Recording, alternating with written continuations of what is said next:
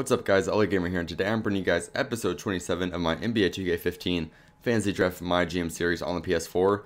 First off, we're going to show you guys the draft lottery countdown on the offseason. Now of course it doesn't mean much because we don't have any top picks, but it kind of gives us an idea of who does have the top picks under the circumstance that we do want to trade for one.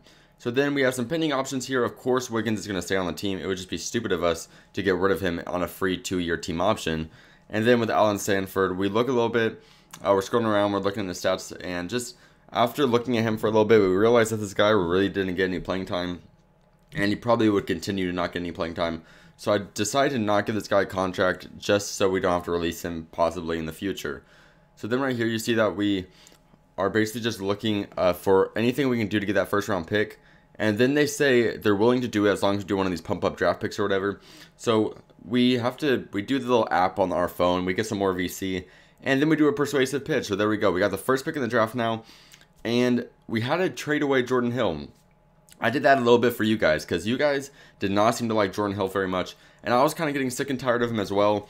So with that recent, after trading away Jordan Hill, the reason I did it is because look at this center. He's projected #1 overall in the draft, and he's an 80 overall center. So that's why I chose to get rid of Jordan Hill, because I knew we can replace him with the center in the draft.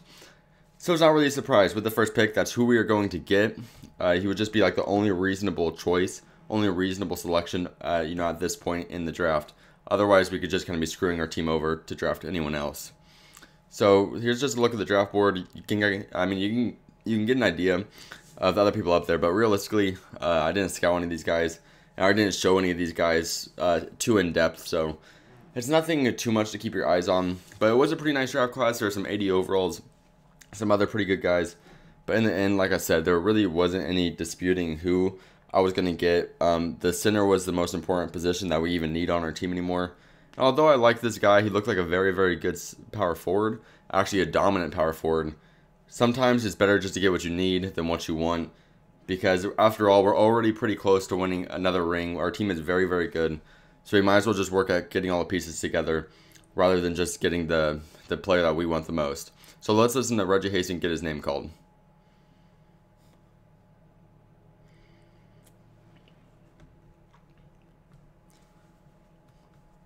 So there we go. Reggie Hastings is now a part of this team.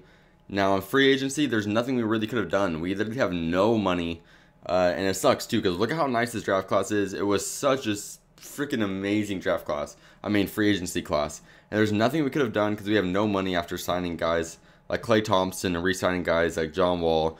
And of course, just other big name players on our team. Our team is pretty stacked if you haven't noticed. So I tried to sign some other guys, but realistically,